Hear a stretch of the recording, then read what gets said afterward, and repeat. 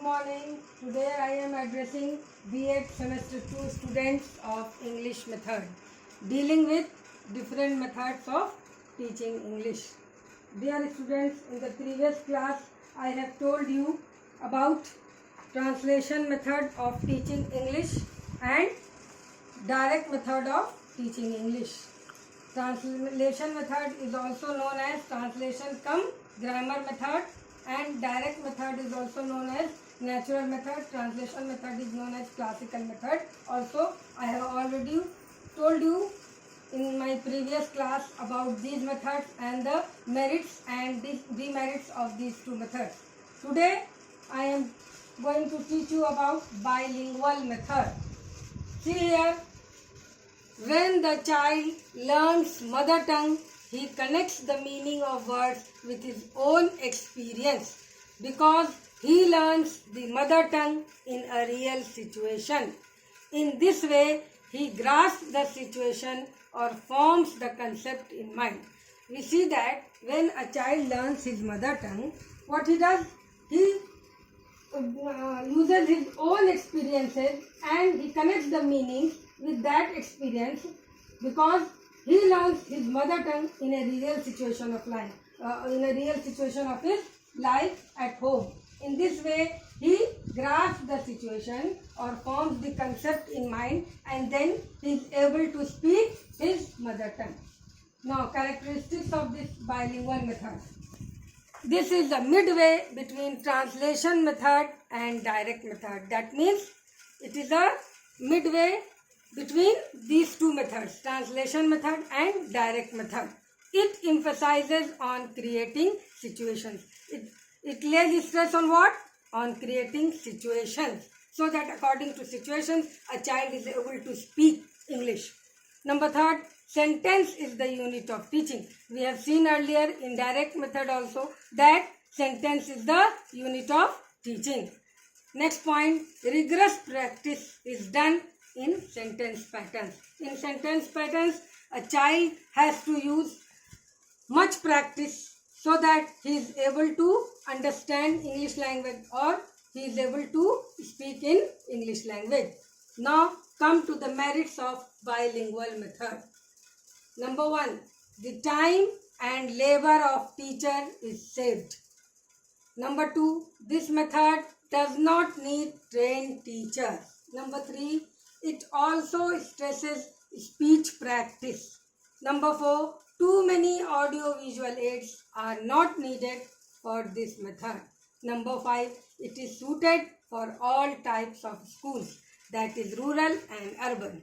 See, students, that in direct method there is no use of very high-fi standard of teaching. So we are able to take for teaching untrained teachers also. There is no need to take trained teachers to teach through bilingual method in classroom. It also stresses speech patterns. More practice. It lays stress on speech. Students are allowed to speak more and more in the classroom. And so many audio-visual aids are not needed in this method because sometimes students take the help of their mother tongue also to learn any sentence or any word.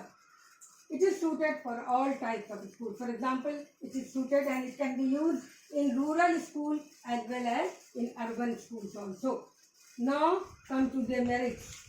Number 1, this method suits the students of the lower level. However, it is not found effective in the case of the secondary and senior secondary students. We see that in lower level, this method is very effective and can be used easily and students can understand. Whereas when we go in upper classes, in higher level, in secondary level and senior secondary level, it is not found very effective.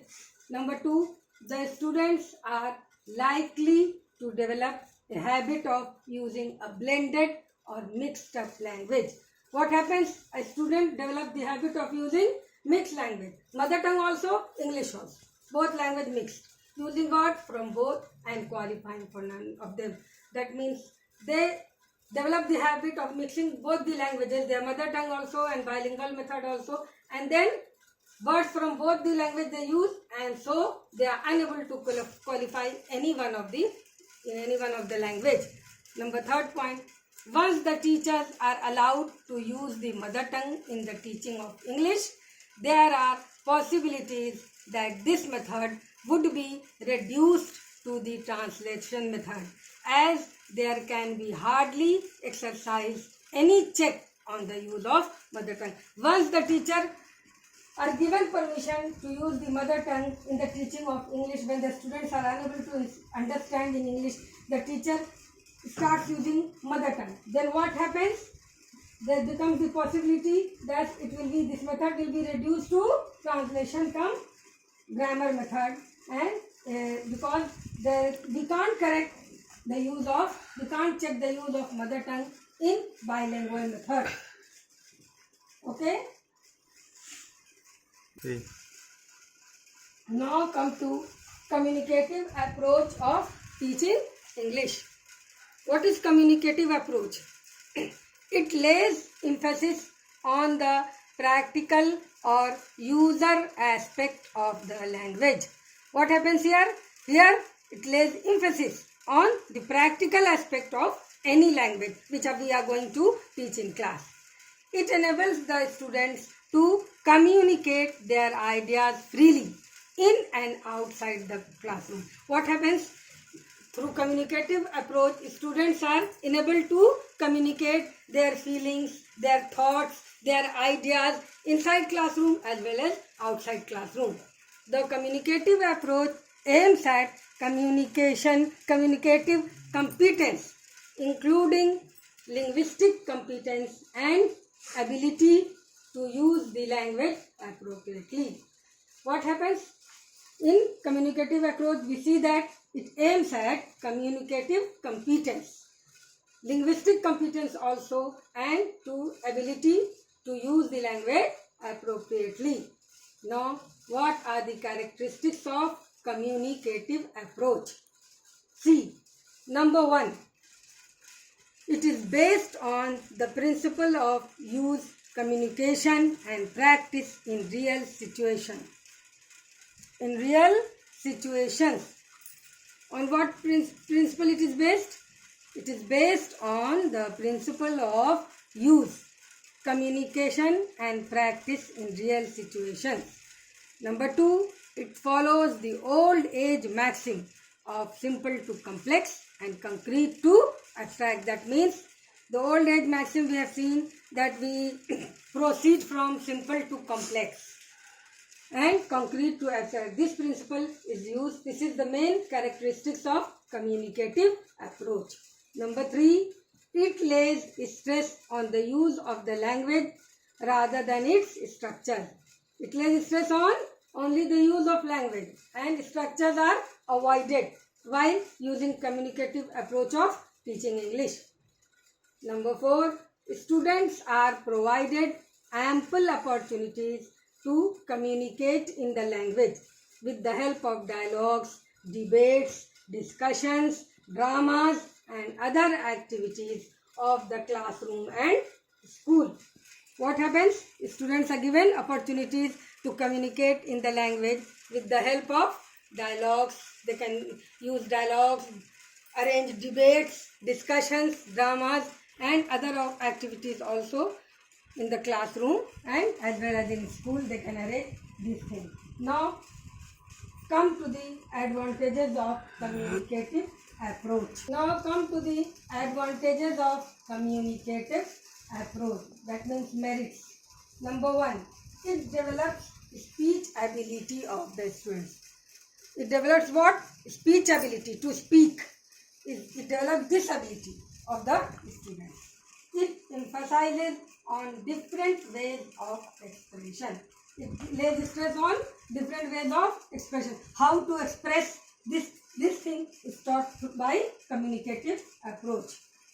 Number 3, it is based on practical utility of the language in real life situation. This is important because it is based on practical utility of the language. What is the practical utility of language? That means with the language used in our practical day-to-day life in our real life situations.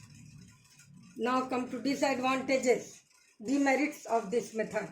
Number 1, it overlooks the importance of grammar and structures to a large extent and only stresses the need for communication aspect. What happens? What is avoided? What is overlooked? Importance of grammar and structures is not given stress. Importance of grammar is not told, explained, and neither importance of structure is given stress, and only stress is the need for communicative aspect. Only stress is given on the need of communicative aspect. Number 2, the teachers will have to be properly trained for giving this type of education to the students. Now in this communicative approach, we see that the teachers will be properly trained while giving education, while teaching through communicative approach to the students. Whereas we have seen in the bilingual method that trained teachers were not very compulsory, very necessity of bilingual method. But here trained teachers have to be deputed in class so that they can teach easily through communicative approach. Next, it has not yet been fully implemented anywhere, with the result that its outcome is still quite ambiguous. It is not fully implemented anywhere in any school, this approach, communicative approach, because the result, the outcome is still ambiguous, needing clarification, and its benefits are not yet certain. We find that its benefits are not yet certain, so it is not fully implemented in any school or anywhere, whether in urban or in rural areas. Thank you.